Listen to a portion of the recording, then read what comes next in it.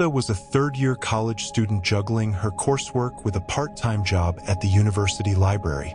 The library was her sanctuary, a quiet, orderly place where she felt at peace, surrounded by the smell of old books and the soft hum of students whispering.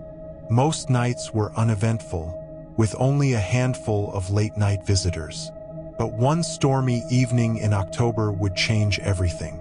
It was a Thursday, and the library was unusually quiet, even for a late shift. Rain lashed against the tall windows, and occasional thunder rumbled in the distance. By 8:45 p.m., Tessa was the only staff member left, preparing to close up. She double-checked the library's policy: close at 10 p.m. sharp, even if someone lingered. At 9 p.m., just as she was about to settle into some homework, the automatic glass doors slid open with a faint whoosh. Tessa looked up from the circulation desk and saw a man step inside. He was tall and gaunt, with sunken cheeks and dark circles under his eyes. His clothes, though not wet from the storm, were outdated, like something out of an old photograph.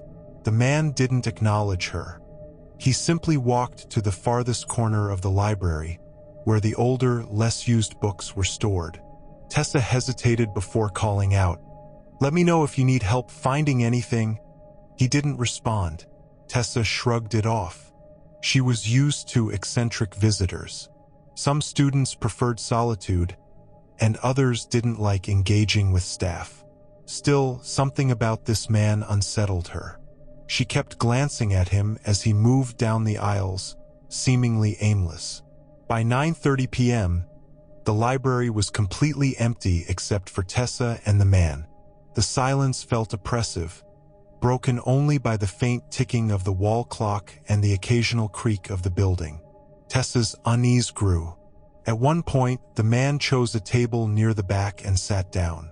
He didn't bring any books with him.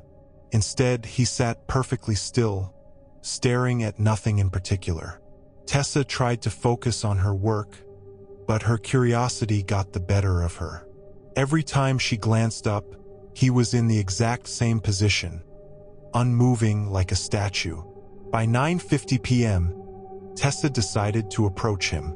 She hated the idea of startling anyone, but it was almost closing time, and she wanted to go home. She made her way to his table, her footsteps echoing in the empty library. "Excuse me, sir," she said politely. "The library will be closing in 10 minutes. The man didn't react. He didn't even blink. Tessa felt a chill crawl up her spine. She tried again, louder this time. "Sir, are you okay?" Still no response. Her heart pounded as she reached out to gently tap his shoulder, but before her fingers could make contact, the man turned his head toward her. His movement was unnaturally smooth, like a camera panning in slow motion. His eyes were cold, almost lifeless, and he didn't say a word.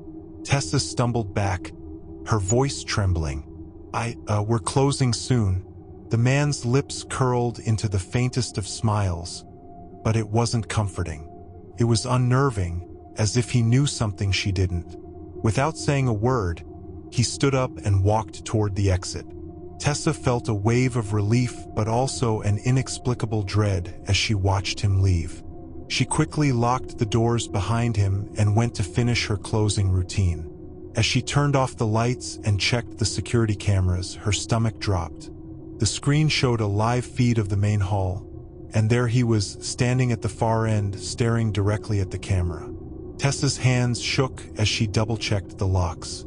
The doors were secure. How had he gotten back inside? She glanced at the screen again, but this time the man was gone. Panic set in. Tessa called campus security, but when they arrived, there was no sign of the man.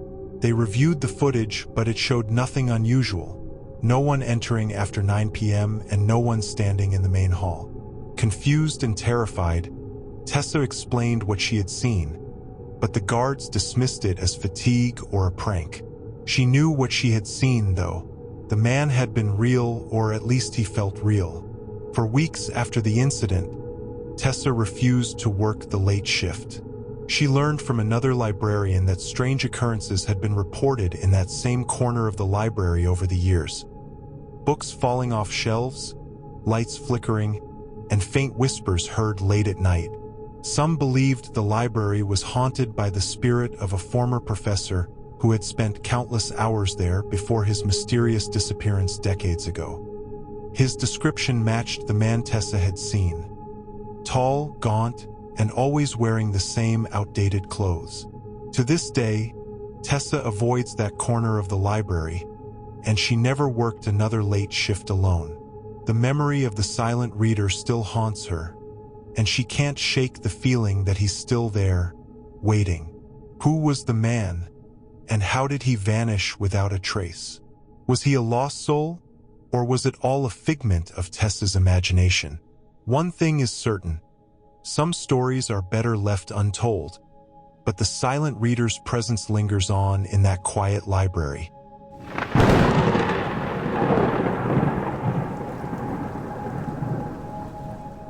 James had always been a lover of books.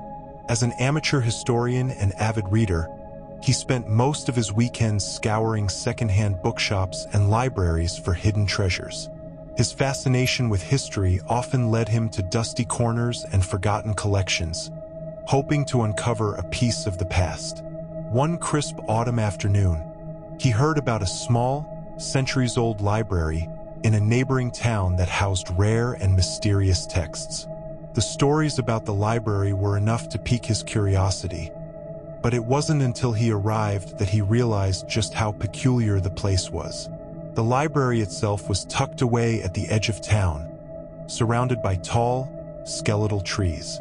Its exterior was made of dark, weathered stone, and vines crawled up the walls, giving it an almost gothic appearance. Inside, the air was heavy with the scent of mildew and aged parchment. The librarian, an elderly woman with sharp eyes and an unsettling smile, greeted James but offered no tour. "Feel free to explore," she said simply, her voice low and rasping. James spent hours wandering the aisles, marveling at the collection.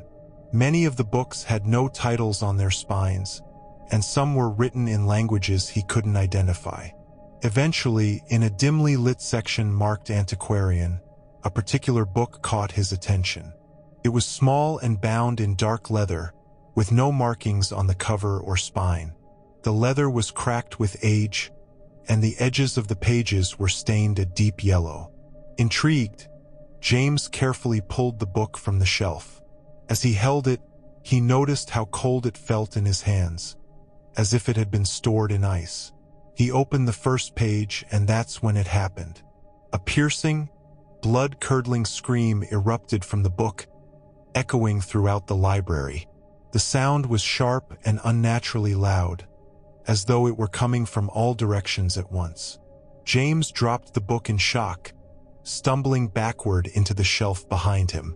His heart raced as he clutched his chest, trying to make sense of what he had just heard. Other visitors in the library froze, their heads snapping toward James. Some screamed themselves, while others ran toward the exits in a panic. Books tumbled from shelves as people rushed past. The librarian, however, didn't flinch. She remained behind her desk, watching James with an expression that seemed almost amused. The screaming didn't stop. It grew louder, more guttural, and filled with pain. It was unlike any human scream James had ever heard. Too raw, too primal. He forced himself to move closer to the book, which now lay open on the floor. The sound seemed to emanate from its very pages, as though the book itself were alive. James hesitated, then quickly slammed the book shut. The screaming ceased instantly, leaving the library in an eerie, oppressive silence. Visitors who hadn't fled stared at him, their faces pale and wide-eyed. The librarian finally stood and made her way over, her footsteps slow and deliberate. "You shouldn't have opened that," she said, her tone scolding but calm. What was that?" James stammered, still trembling. The librarian bent down, picked up the book, and cradled it in her hands as though it were a fragile artifact. This book has been in our collection for over 100 years. Legend says it belonged to a woman accused of witchcraft in the late 1600s. They burned her alive, but before her death, she cursed this book, binding her agony to its pages. James stared at her, incredulous. That scream, was it her? The librarian nodded slowly. It said that the book absorbs the emotions of whoever opens it. Fear, curiosity, even malice. It reflects those feelings back in the form of that scream, as a reminder of the torment she endured. Why would you keep something like that here? James asked, his voice rising. The librarian's sharp eyes met his. Some stories need to be preserved, no matter how dark they are, but they are not meant for just anyone. This book is a warning, not a treasure. James was shaken but intrigued. His historian's curiosity battled with his sense of self-preservation. Despite the librarian's warning, he wanted to know more. Who was the woman? Why had she chosen to curse this particular book?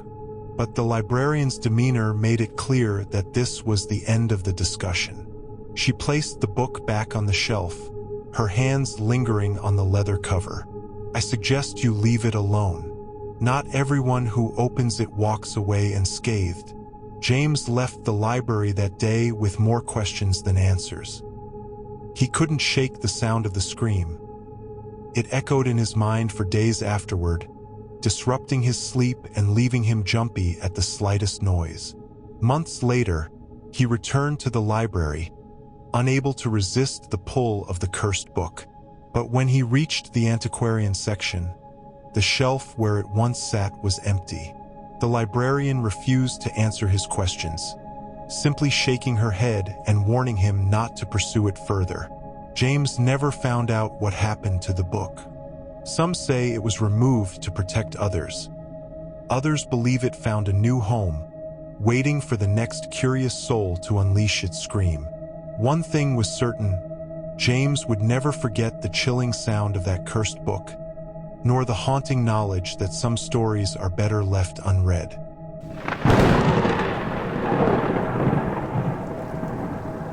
The library in the small town of Ridgemont was a quiet, unassuming place, beloved by its residents for decades. Its grand oak doors and towering stone facade were a relic of the past, and inside, the scent of polished wood and worn pages greeted visitors with a sense of nostalgia. Yet, beneath its serene exterior, the library held a dark secret, a room that no one dared enter. Known only as the archive, the room was located in the library's basement, tucked behind a heavy iron door marked with a small, rusted plaque. The plaque bore a single word: archive. Staff members whispered about it but avoided speaking openly, as though afraid the room might overhear. Its door was always locked, and only the head librarian, Mrs. Wainwright, held the key. Even she seemed uneasy whenever the room was mentioned. Emily, a new hire at the library, was drawn to the mystery of the archive from the moment she heard about it. Fresh out of college and eager to prove herself, she dismissed the stories her co-workers shared as mere superstition. Ghostly whispers, flickering lights, and cold spots? Surely, these were just embellishments to make the mundane job more exciting. One Friday evening, after the library had closed for the day, Emily found herself alone with her co-worker Paul. The two were wrapping up their duties when Emily casually asked about the archive. Paul stiffened, his jovial demeanor fading. "You don't want to mess with that," he said, his voice low. "Trust me, it's not worth it." Emily raised an eyebrow. "Come on, Paul. It's just a locked room. What's so scary about that?" Paul hesitated before answering. "Years ago, there was a fire in that room. 3 people got trapped inside, a librarian and 2 students. They say their screams echoed through the library for hours before the fire finally died out. No one knows how it started, but ever since then, strange things happen down there. Lights flicker, books fall off shelves, and sometimes people hear voices. Whatever's in that room, it's not normal. Emily laughed nervously, trying to mask her unease. It's just an old story. You don't actually believe that, do you? Paul shrugged. Believe what you want, but I wouldn't go poking around down there. That night, Emily couldn't shake her curiosity. The idea of an unexplored room filled with forgotten artifacts and untold stories was too tempting. Armed with her flashlight, she decided to investigate after Paul left.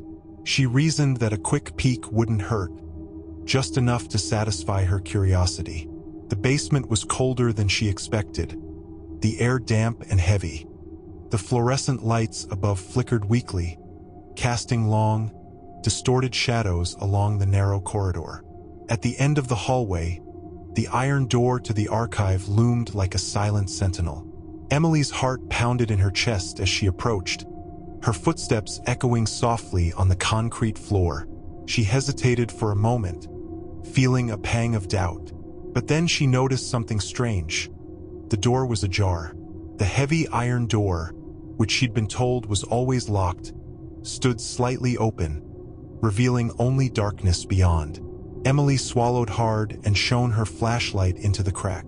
The beam illuminated dusty shelves crammed with ancient books and folders, their edges curling with age. The room smelled of smoke and damp paper, as if the fire Paul had mentioned had only recently been extinguished. Pushing the door open wider, she stepped inside. The room was larger than she'd expected, with rows of shelves stretching into the gloom. Strange artifacts were scattered among the books.